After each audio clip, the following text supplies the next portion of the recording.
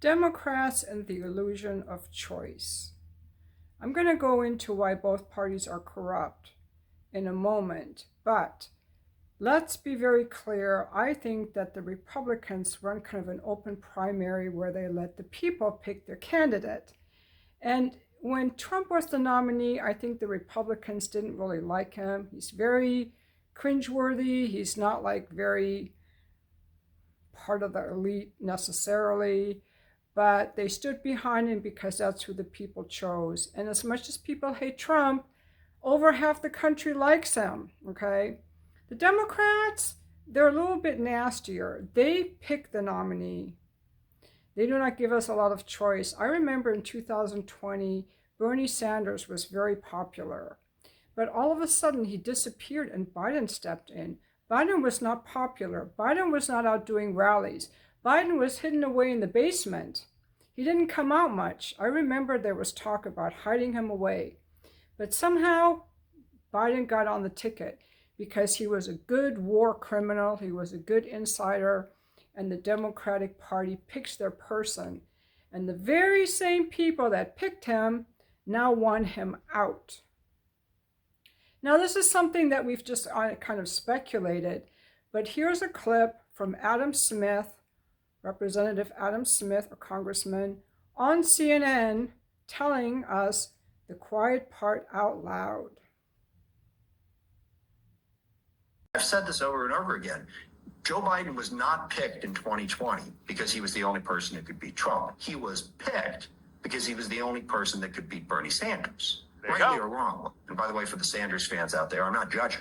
But that conclusion was made, okay? Oh my gosh, coming out of Nevada, Bernie Sanders is going to be the nominee. And people, just like they are now, back then said, yeah, I don't think that's going to work.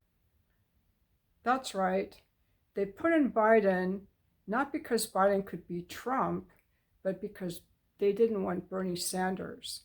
Now, we can speculate about why they didn't want Bernie Sanders. I mean, he was a populist. He wanted Medicare for all.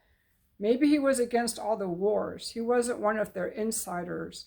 And since Biden is mentally out anyway, we know he isn't running the show. Who is? Well,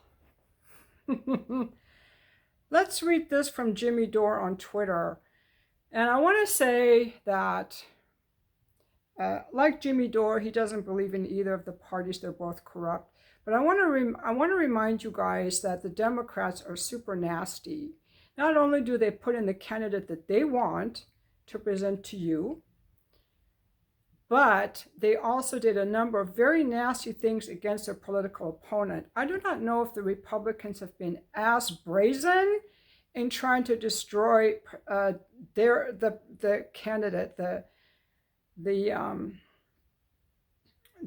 Democratic candidate. I don't remember, but the Democrats did a lot to try to destroy Trump. Remember the Mueller investigation? At the time, I believed all of it. I thought, oh yeah, they're going to get that Trump guy. It was all baloney. Then there was Russiagate. Remember that? And all the impeachment hearings. And then all trying to get him on all the felonies. But Jimmy Dore puts it out better. And this is where I actually learned what January 6th was all about. I'm kind of late to the game here, but here I'm making up for lost time, you guys. Okay, so he's replying to a tweet about someone talking about Trump stealing the election. So here's Jimmy Dore. Now remember, he's not a Trump fan or a Biden fan. He thinks they're both corrupt. By stealing an election, do you mean having the FBI lie to the FISA court 17 times to get phone taps on an entire presidential campaign? That's what the Democrats did. Then having political operatives and the IC employ McCarthyism and concoct a ridiculous conspiracy theory that the president is a traitor and working for an enemy nation. Russiagate, that's what the Democrats did. Hillary Clinton ran that, the dossier report. Then getting the media to report as fact for 4 straight years. They did, and I was watching all the media. The 11th Hour with Brian Williams, MSNBC, they were all saying, and I believed it. They never apologized when it came out as a lie.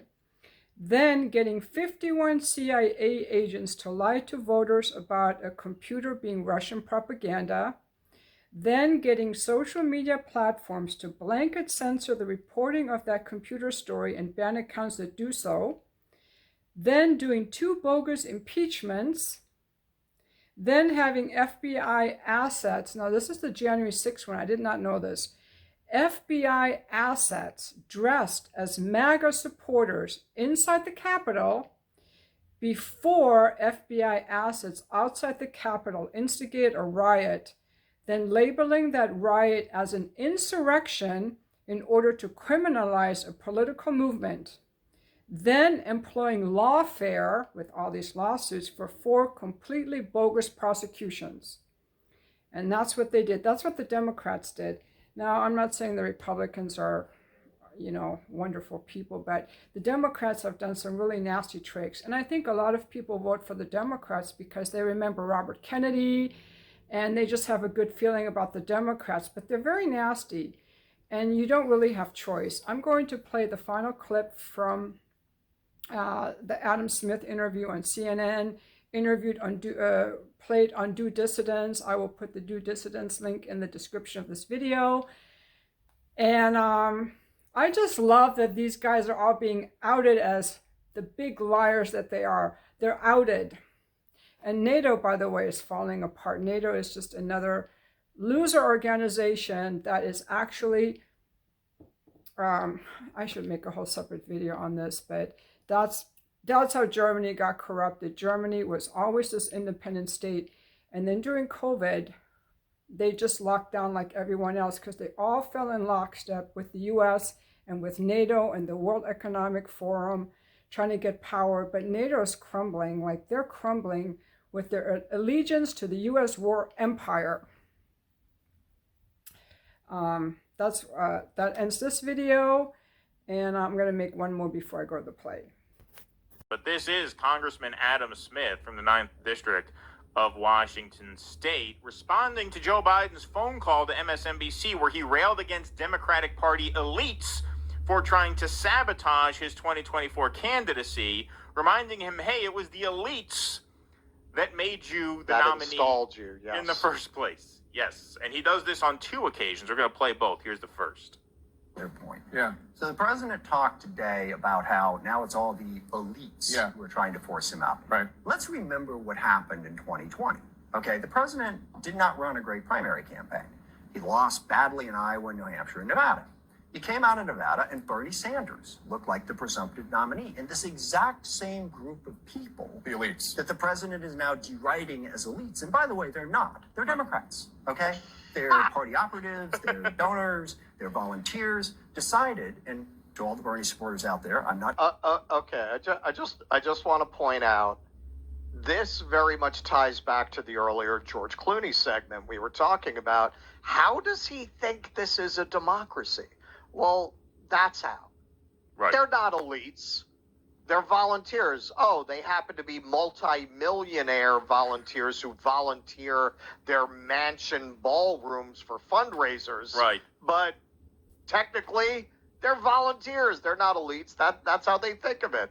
This, of course, it's democratic because they're not elites. To think that's a democratic process, you also have to believe, no, it's good and right that amongst this 500 people, I can't remember who said it. Somebody said, this is years ago, 500 people decide who the Democratic nominee is. If you're one of that 500, it's very democratic. Right. You're voting amongst that 500.